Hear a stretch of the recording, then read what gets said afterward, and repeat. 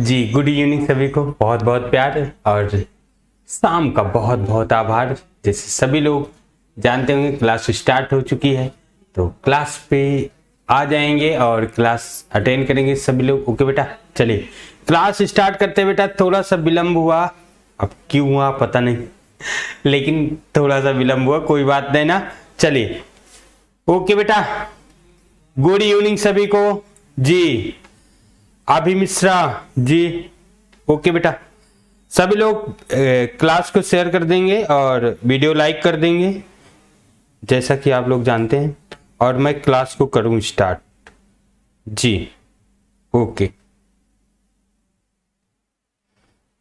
जी बेटा, चले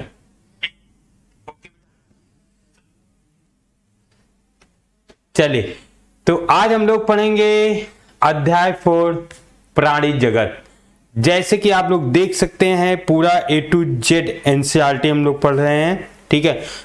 और एक एक पॉइंट पे बात होगी, एनसीईआरटी के पूरे एक एक पॉइंट पर बात होगी, ठीक है।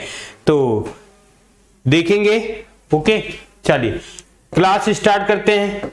आप लोग ये बताइए कि जो शब्द है दिखाई दे रहा है, ठीक है, जल्दी से कमेंट करके बताएंगे बेटा।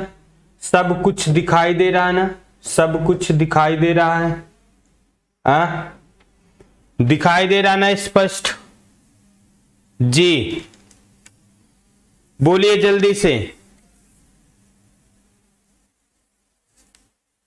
अच्छा चलिए, तो देखिए हम लोग पढ़ रहे हैं अध्याय 4 प्राणी जगत, और आप जा सकते हैं एनसीईआरटी पर, ठीक है। एनसीईआरटी पर जाएंगे, 48 नंबर पेज पे जाएंगे तो आपको मिलेगा 4.21 के रूप में, ठीक है, जो जहां पर लिखा है संग पोरी फेरा, ठीक है। कल हम बहुत सारी बात किए थे पोरी फेरा पे, या इससे पहले कि हम लोग एनिमल किंगडम को कैसे बांट सकते हैं। हमने कहा था सम्मिति के आधार पर हम लोग देखेंगे, गुहा के आधार पर देखेंगे, ठीक है, कोशिका स्तर के आधार पर देखेंगे, कि ऊतक स्तर पर और अंग तंत्र पर। मैंने कल बहुत सारी बात बताई कि जो संसार में जितने समस्त प्राणी हैं, हम प्राणी की बात करते हैं, प्लांट की बात नहीं करते, पौधे की बात नहीं करते हैं, हम संसार में समस्त प्राणियों की बात करते हैं कि संसार में जो समस्त प्राणी हैं वो कैसे हम एक दूसरे को अलग करके नहीं क्लासिफाई कर देते हैं या वर्गीकरण करके उसका अध्ययन करते हैं। ओके, तो हमने आपको बताया कि बहुत सारे बेस नहीं, आधार उसको मानते हैं। जैसे मैंने कहा कोश की संरचना, कोश की स्तर, कोश की संरचना के आधार पर, ऊतक के आधार पर और अंगों के आधार पर, या तो हमने कहा सम्मितियों के आधार पर या गुहा प्रागुहा के आधार पर हम लोग बहुत सारे प्राणियों को एक वर्गीकरण कर सकते हैं। बहुत सिंपल से एनसीईआरटी के पूरा का पूरा A to Z एक एक लाइन का सलूशन आप देख सकते हैं और पढ़ सकते हैं, ठीक है ना। एक एक लाइन, एक एक शब्दों को मैं बताऊंगा आपको, ठीक है, एक एक शब्दों को आपको पता चलेगा। ओके, अनाउंसमेंट होगा बेटा। तो देखिए अध्याय नंबर 4 में आएंगे, क्लास 11th है, प्राणी जगत, पेज नंबर एनसीईआरटी के 48 पर आएंगे तो आपको दिखेगा यहां पे पोरी फेरा। क्या आएगा? पोरी फेरा, संग पोरी फेरा, ठीक है ना। पोरी फेरा का अर्थ होता है, पोरी फेरा, पोरी मतलब होता पोर, पोर माने छिद्र, फेरा माने जंतु, ऐसे जंतु जिनके शरीर में छिद्र हो, नाम से पता चला पोरी फेरा। ओके बेटा, क्या लिखा है? पोरी फेरा। तो पोरी दो शब्दों से मिलकर मिला, पोरी माने पोर, पोर माने छिद्र, फेरा माने प्राणी, तो छिद्र युक्त प्राणी। पता चल रहा है कि ऐसा प्राणी जिनके शरीर में बहुत सारे छेद हो, ठीक है, उसे हम लोग कहते हैं पोरी फेरा, ठीक है ना।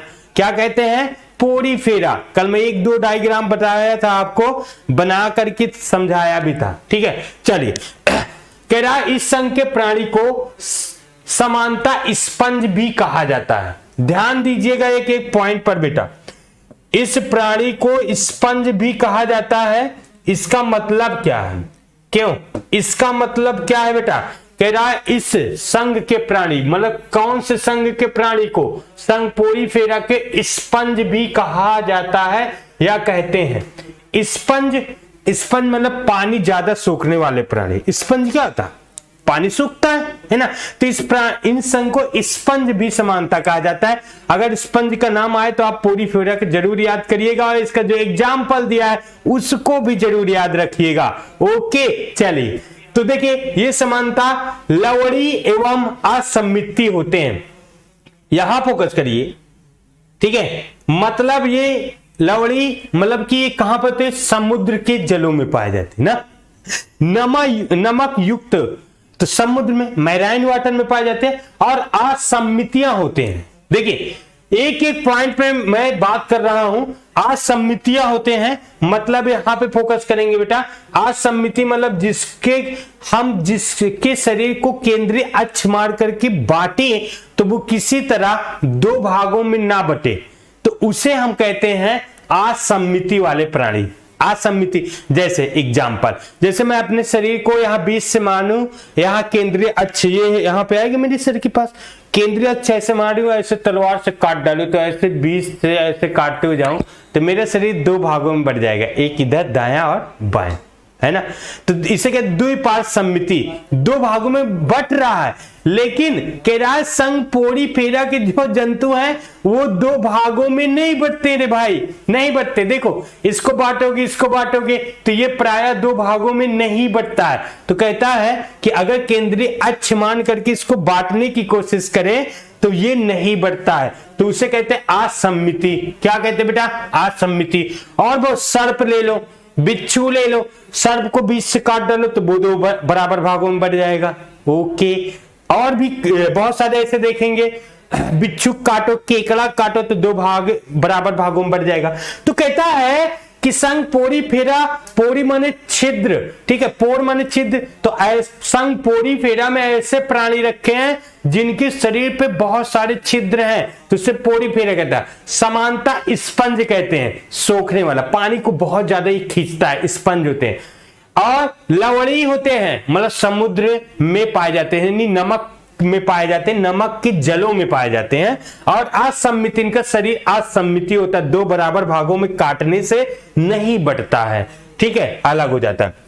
ये सब आद्य बहुकोष्ठीय प्राणी है। अब देखिए ये सब आद्य बहुकोष्ठीय का मतलब होता है बेटा, आद्य बहुकोष्ठीय प्राणी, ये बहुत सारे ये प्राणी बहुकोष्ठीय हैं, ठीक है, एक सेल से तो नहीं बने पक्का, लेकिन आद्य बहुकोष्ठीय है। मतलब कि आद्य माने प्रिमिटिव, प्रिमिटिव माने प्राचीन, ये मतलब कि बहुत ही प्राचीन, अगर कहें तो दुनिया में पहली बार आने वाले प्राणी यही है ना। ये आद्य बहुकोष्ठीय हैं, मतलब कि प्रिमिटिव यानी बहुत पुराने जीव माने जाते हैं। कौन? पोरीफेरा के अंतर्गत आने वाले प्राणी। ओके, आने वाले प्राणी मेरे भाई ये सबसे आदि सबसे पुराने, यानी आप कह सकते हैं कि बहुत जब परिस्थितियां बहुत विपरीत हुआ करती थी धरती पे तब पर भी ये आ चुके थे, यानी बहुत पहले आ गए थे। जिनका शरीर संगठन कोशिकीय स्तर का है, यहां पे देखिए जिनका शरीर संगठन कोशिकीय स्तर का, मतलब कि इनकी पूरी की पूरी बॉडी सिर्फ कोशिकाओं से मिलकर के बनी। कैसे मिलकर के बनी है? सिर्फ बेटा कोशिका से मिलकर, मतलब बहुत सारे सेल आपस में अटैच हो गए हैं और बहुत सारे सेल कोशिकाएं मिलकर के इनका बॉडी बना लिया है, यानी कोशिकीय स्तर का है। कैसे बेटा? कोशिकीय स्तर का, ठीक है ना, यानी कोशिकाओं से ही मिलकर बना है, इसमें ऊतक अंग नहीं पाए जाते हैं, ठीक है। पेन ये हरा वाला कम दिख रहा है मुझे लग रहा है ना, चल ओके। तो बताया गया कि इनका शरीर कोशिकीय स्तर का बना है। कैसे बना बेटा? कोशिकीय स्तर का, सिर्फ कोशिकाओं से मिलकर के बना है, ठीक है ना, कोशिका से मिलकर के बना है। ध्यान देना, बहुत सिंपल हम लोग चल रहे हैं, बहुत सिंपल तरीके से हम लोग इसको समझेंगे एक एक पॉइंट को। ओके, तो इनका शरीर कोशिकीय स्तर के सिर्फ कोशिकाओं से ही मिलकर के बना होता है, इनमें ऊतक वगैरह नहीं होते, जैसे हम लोगों के शरीर में बहुत सारे ऊतक पाए जाते हैं और प्रत्येक ऊतक एक एक अंग बना लेता है और बहुत सारे अंग मिलकर के कार्य करता है। हाँ ठीक है खुशी, हम बता रहे हैं बहुत सारे हैं। ठीक है, ये देखिए आगे चले, जैसे साइकॉन, अगर मैं कहूं साइकॉन, तो साइकॉन का डायग्राम यहां पे देखिए, साइकॉन, साइकॉन देखिए ना बेटा खुशी, जैसे साइकॉन, यूप्लेक्टेला, ठीक है, तो ये इसके एग्जाम्पल हैं, किसके, संघ पोरीफेरा के। आगे चलते फिर हम अभी आगे बताएंगे। ठीक है, स्पंज में कहता है, देखिए स्पंज में जल परिवहन और नाल तंत्र पाया जाता है, जल परिवहन और नाल तंत्र, ध्यान से देखिएगा, कह रहा है कि स्पंज जो है, स्पंज में जल परिवहन और नाल तंत्र पाया जाता है, ऐसे हम लोग देख लेंगे। ठीक है, तो बताया गया कि इसमें इसका शरीर कुछ ऐसे होता है और बीच में इसके पूरे बॉडी में ऐसे छोटे छोटे छिद्र होते हैं जिसे ओस्टिया कहते हैं। क्या कहते हैं, ओस्टिया, ध्यान देना, भी आगे चलेंगे।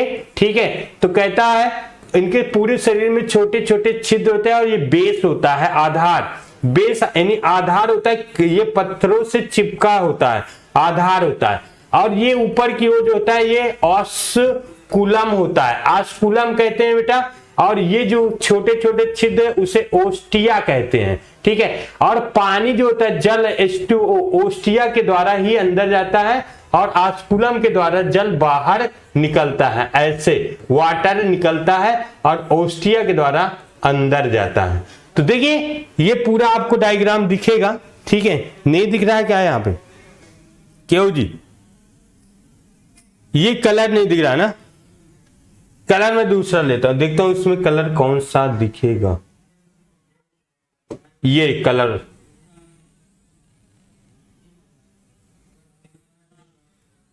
ब्लैक, या ओके,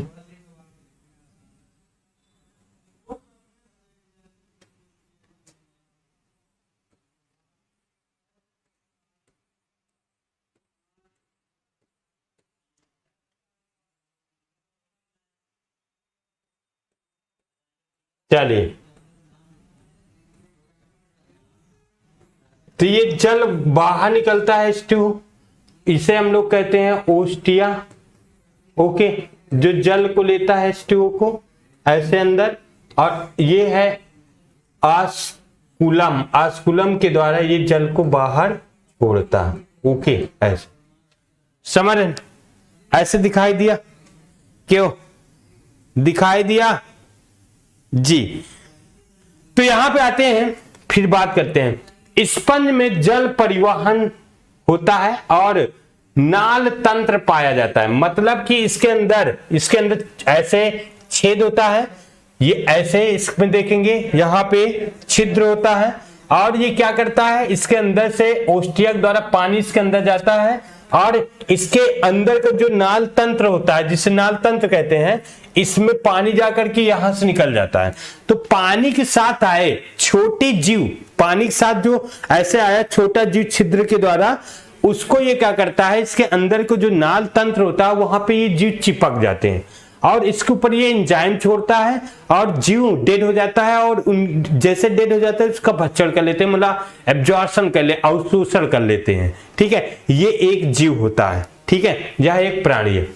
फिर कहता है जल सूक्ष्म रंध्र ओस्टिया द्वारा शरीर के केंद्रीय स्पंज गुहा या स्पंजोसील इसके अंदर प्रवेश करता है। किसके द्वारा, ओस्टिया के द्वारा जाता है। ये बात आपको फोकस करना है कि जो पोरीफेरा का प्राणी है जिसे साइकॉन कहते हैं, ठीक है, साइकॉन में क्या होता है, छोटे छोटे छिद्र होते हैं और ओस्टिया होता है, उसी के अंदर से पानी प्रवेश करता है। तथा बड़े रंध्र माने ऊपर वाला, ऑस्कुलम होता है, ऑस्कुलम द्वारा बाहर निकलता है, यानी जल ऑस्कुलम द्वारा बाहर भी निकल जाता है। ओके, ऑस्कुलम द्वारा क्या होता है, जल बाहर निकलता है। ओके, चलो नेक्स्ट दूसरे पे आते हैं। कह रहा जल परिवहन, जो जल अंदर जाता है फिर बाहर निकलता है ऑस्कुलम के द्वारा, जल परिवहन यह रास्ता भोजन, कह रहा देखो यह रास्ता किसके द्वारा, भोजन भोजन जमा करने, ठीक है, श्वसन तथा अपशिष्ट पदार्थों को उत्सर्जित करने में सहायता करता है। ठीक है, यानी जो जल जिसके द्वारा जाता है उष्टक द्वारा और ऊपर आस्कुलम द्वारा निकलता है।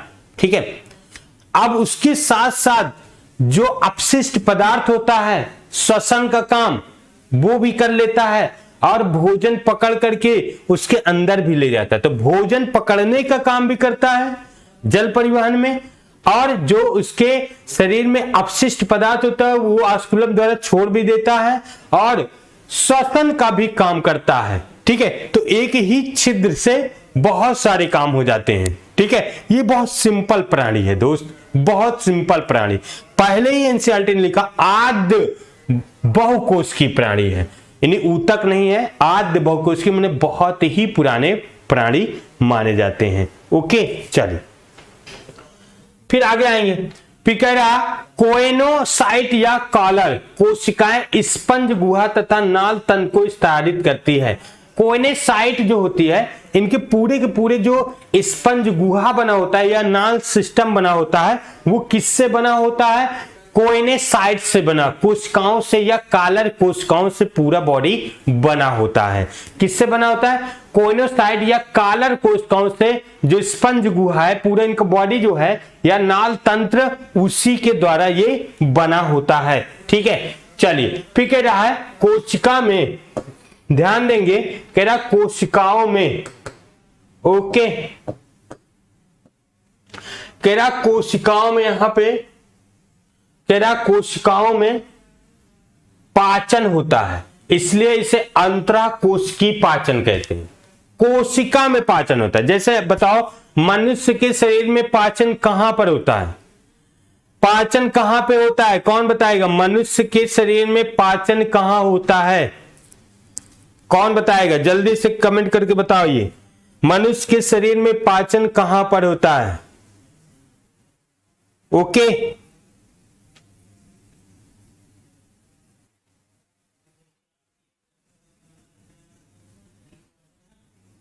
पाचन कहां होता है मनुष्य के शरीर में? कौन बताएगा?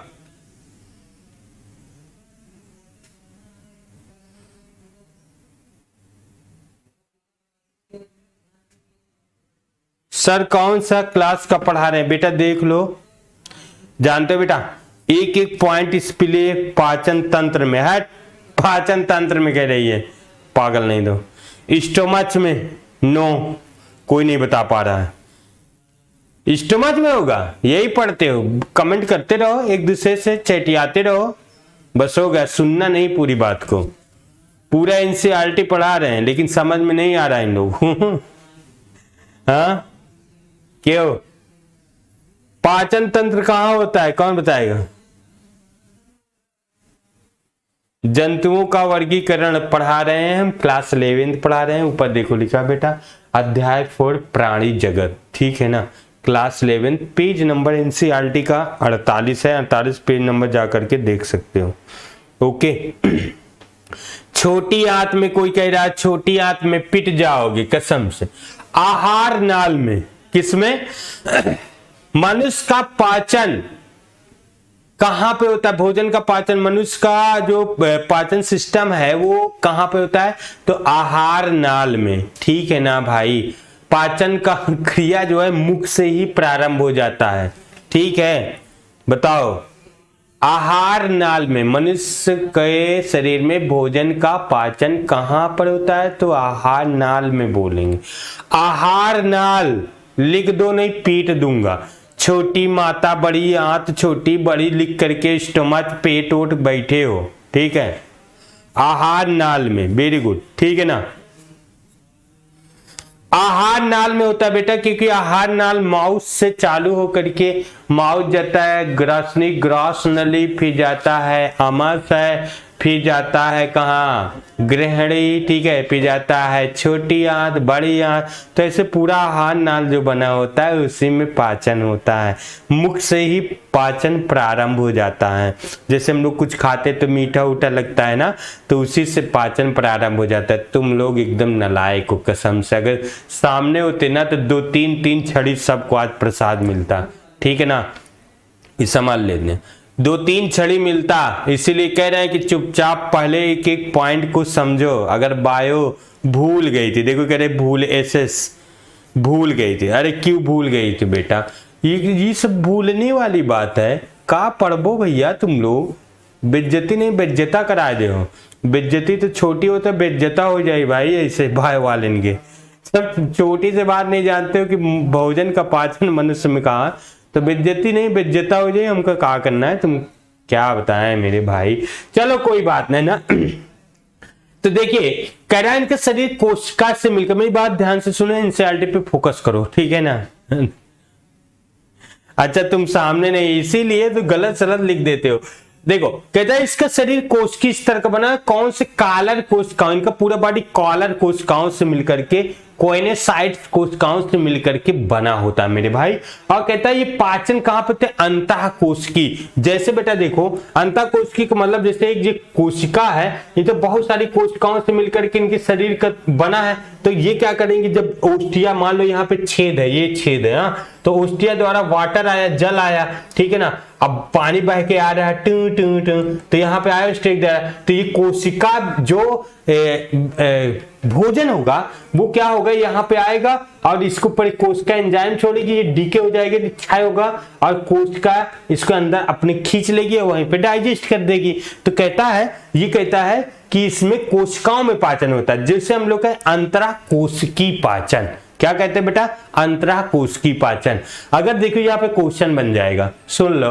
अगर मैं क्वेश्चन बना दूं कि भैया कि किस प्राणी में अंतराकोशिकीय पाचन होता है, तो आप क्या कहेंगे, क्या कहेंगे, स्पंज में या साइकॉन में बोल देंगे ना। या पर्टिकुलर साइकॉन लिखा होगा या संघ पोरीफेरा संघ के सदस्यों में, है ना। कई तरीके से आंसर दे सकते हैं, क्योंकि संघ पोरीफेरा पढ़ा है, तो पोरीफेरा में ऐसा होता है अंतःकोशिकीय पाचन होता है। तो आप बता सकते हैं कि संघ पोरीफेरा के सदस्यों में अंतःकोशिकीय पाचन होता है नहीं मेरे भाई। या स्पंज लिखा है तो स्पंज टिक लगा दो मेरे भाई, या साइकान लिखा है तो साइकान लगा दो भाई, पर्टिकुलर साइकान का नाम लिख दो, क्यों, ठीक है ना। चलिए आगे बढ़ते हैं, आगे आते हैं। तो कह रहा है कंकाल शरीर को आधार प्रदान करता है, मतलब इसमें शरीर में कंकाल, मतलब ये अब कुछ इसमें शरीर में कंकाल भी होते हैं, ठीक है। क्या होते हैं, कंकाल। ए भाई कंकाल, सुनो अब मैं तुमसे क्वेश्चन पूछता हूं, ठीक है ना। एक क्वेश्चन पूछता हूं, आप लोग बताइएगा। कंकाल जो होता है वो क्या मनुष्य में ही होता है कि अन्य प्राणियों में भी होता है? अच्छा चलो मैं जैसे कहूंगा कंकाल पाया जाता है, एक क्वेश्चन पूछता हूं, ठीक है। कंकाल किसमें पाया जाता है? नंबर 1 मानव में, ठीक है, मानव में, नहीं यहां पे लिख देता हूं बाह्य कंकाल, मानव में, हाथी में, तीसरा मधुमक्खी में, या चौथा कॉकरोच में।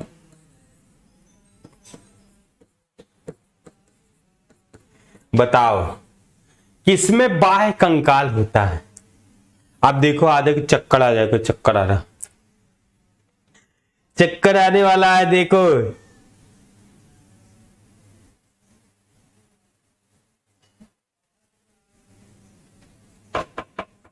चक्कर आने वाला है, चक्कर आ जाएगा, बहुत सारे बच्चों को चक्कर आ जाएगा। कंकाल क्या होता है? कंकाल के डेफिनेशन में बता देता हूं, फिर आगे बताता हूं। कंकाल उसे कहते हैं जो शरीर को प्रोटेक्ट करता है, या शरीर की सुरक्षा करता है, या शरीर को बनाए रखता है, उसे हम लोग कंकाल कहते हैं, ठीक है।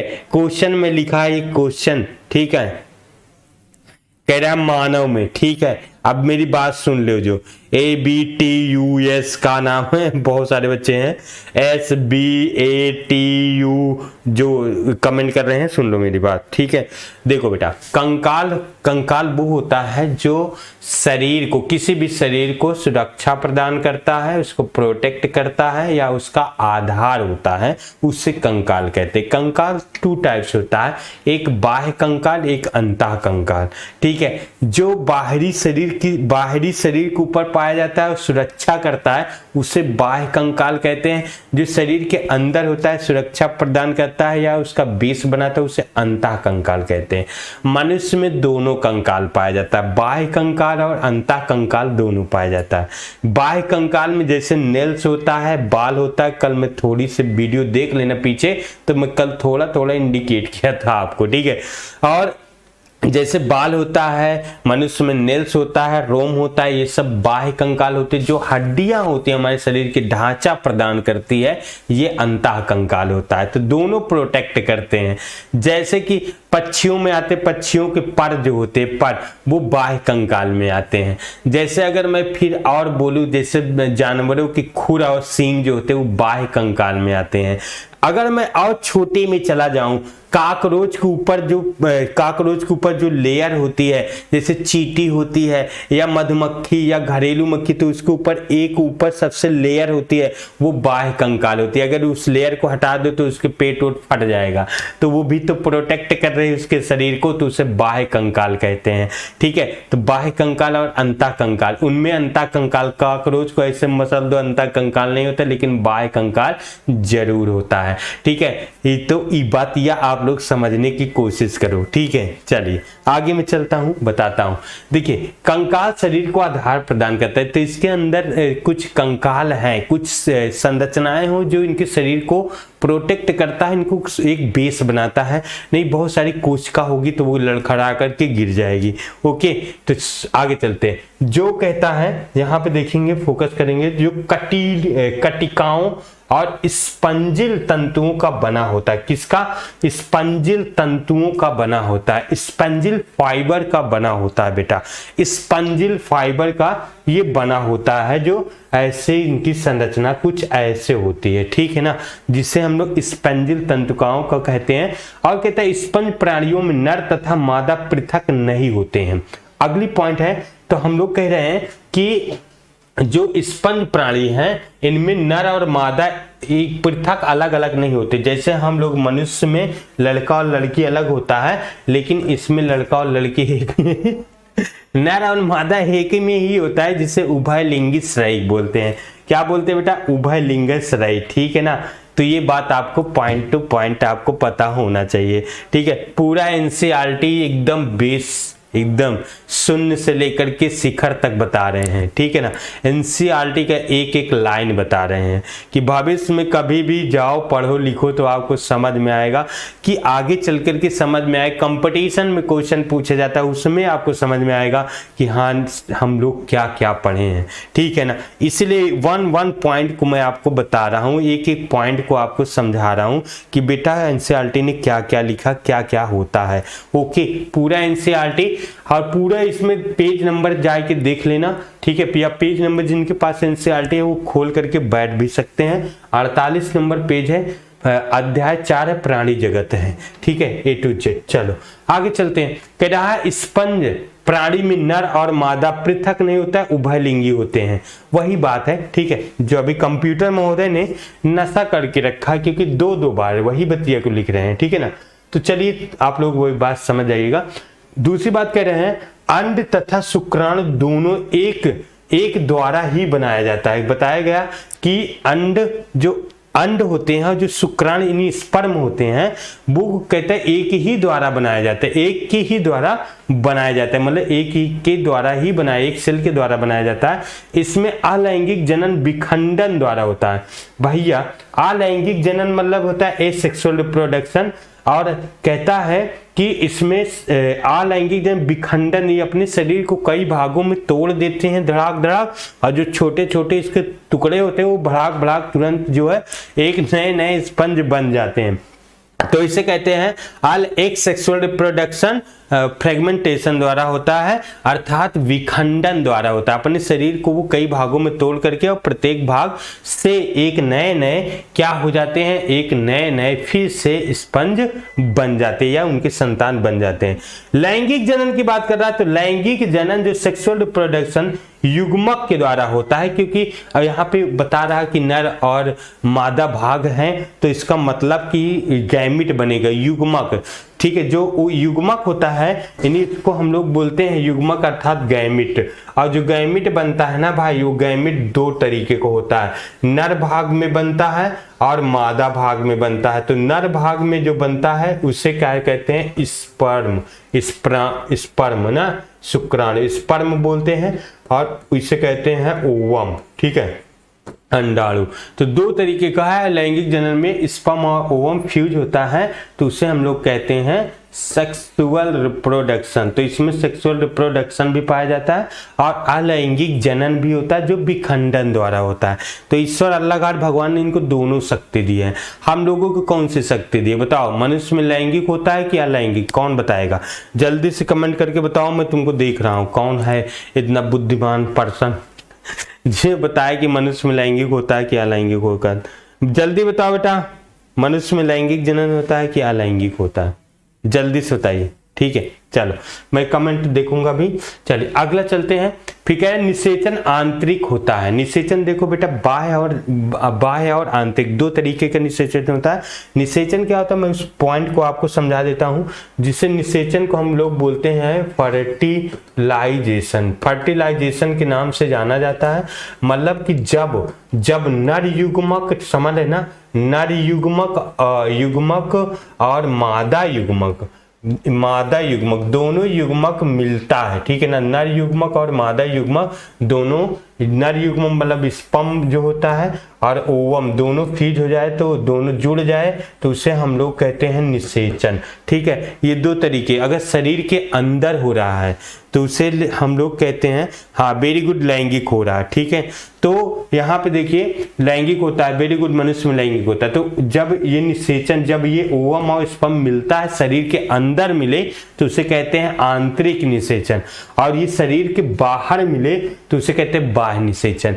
तो इसमें कह रहा आंतरिक निषेचन है। आप बताएंगे मनुष्य में कौन सा निषेचन होता है, आंतरिक होता है कि बाह्य निषेचन होता है? कौन बताएगा वो कमेंट करके बताओ। ठीक है, तथा परिवर्धन अप्रत्यक्ष रूप से, जो निषेचन के बाद परिवर्धन एक जो जाइगोट बनता है, ये परिवर्धन होता है, बढ़ता है। ठीक है, अप्रत्यक्ष होता है, जिसमें वयस्क से भिन्न आकृति की लार्वा, वयस्क से भिन्न लार्वा अवस्था पाई जाती है। उदाहरण जैसे साइकान में ना, साइफा, स्पंजिला स्वच्छ जलीय स्पंजिला जो होता है स्वच्छ जल में पाया जाता है, तथा ये यूप्लैंजिला, ये सब इसके उदाहरण है। ठीक है, चलिए जल्दी से आगे से बताइए। चलिए क्या बताएं, आंतरिक होता है। वेरी गुड, मनुष्य में जो निषेचन होता है वो आंतरिक होता है, क्योंकि स्त्री के फैलोपियन ट्यूब में होता है, अंदर दोनों फ्यूज होते हैं ना, तो इसे निषेचन कहते हैं। अच्छा चलो, वेरी गुड, सही बात है। लेकिन बाह्य निषेचन किस प्राणी में पाया जाता है, इसको आप बताएंगे। ठीक है, अगला क्वेश्चन है, बाह्य निषेचन किस प्राणी में पाया जाता है? कौन बताने वाला है? जल्दी से कमेंट करके बता दो। ठीक है, चलो दूसरी बात आते हैं, संघ क्या आता है, सिलेंट्रेटा या नाइडेरिया के नाम से जानते हैं। एनसीईआरटी पे जाएंगे तो एक पॉइंट आपको मिलेगा, प्राणी जगत अध्याय 4 और पेज नंबर हो जाएगा 49। ठीक है, पेज नंबर 49 पे पहुंचेंगे तो आपको दूसरा संघ मिलेगा जो 4.22 के रूप में है, संघ सिलेंट्रेटा या नाइडेरिया के नाम से जाना जाता है। ओके, सिलेंट्रेटा या नाइडेरिया के नाम से जाना जाता है। ओके बेटा, समझ है ना? ओके, बाहरी किसमें होता है जल्दी से बताओ? जानवरों में। जानवरों में बाहरी होता है। कौन सा जानवर में बाहरी होता है? HS official Bhojpuri. तुमका ना भोजपुरी जो लिखे हो ना, ऐसा ना करा भैया। ठीक है, के जानवरों में पाया जाता है बाह्य निषेचन। अब इनका जानवर देखो, कौन जानवर है, इनसे नाम पूछ ले भैया, ये कौन सा जानवर है? ओके, देख लो, अब बॉटनी लिख दे। चलो ठीक है, हाँ सोच विचार के आओ, ठीक है। कौन बताएगा? मेढक में होता है बेटू, मेढक में बाह्य निषेचन होता है। कितने दुष्ट हो तुम लोग, सही बहुत दुष्ट। अगर सामने होते हो ना तो तुम लोगों ने पीठ उठ देते हो, कसम से हम पीठ दे पक्का।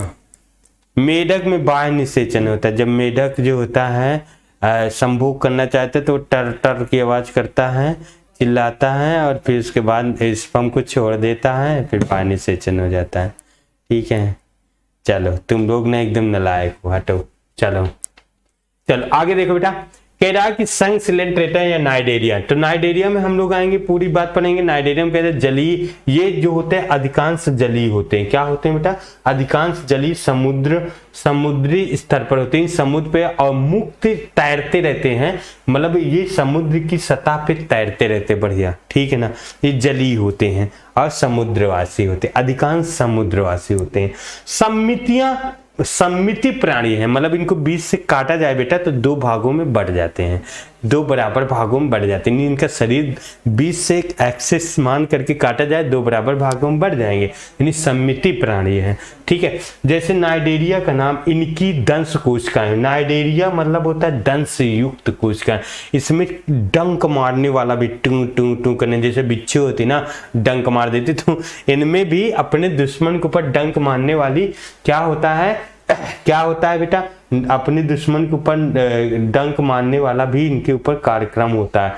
दंश कोशिकाएं पाई जाती हैं, समझ रहे ना।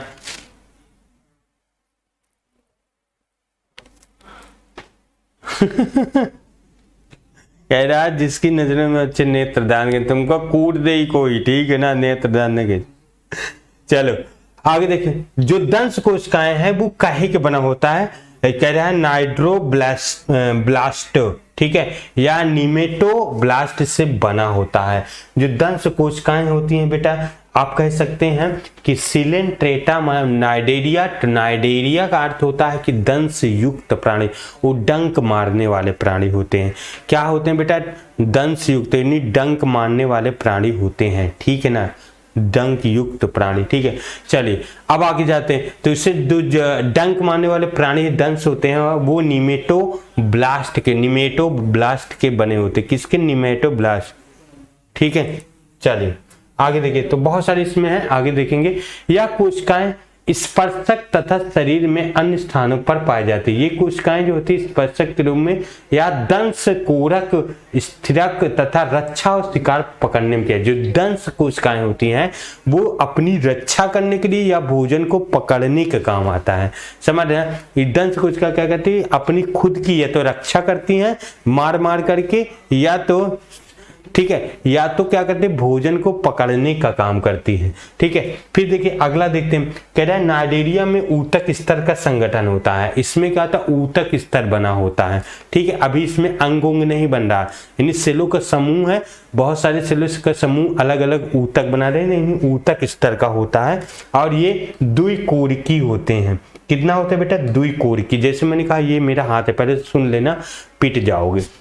जैसे ये चमड़ी जो होती है बेटा, ये चमड़ी मेरी देखो, इधर की चमड़ी अलग होती, सबके होते, तुम अपना देखो।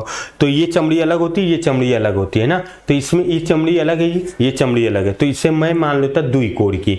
तो इनका बॉडी भी द्विकोरिकी स्तर का बना होता है, यानी दो लेयर होती है इनकी बॉडी बनने के लिए, दो कोरिकी होता है।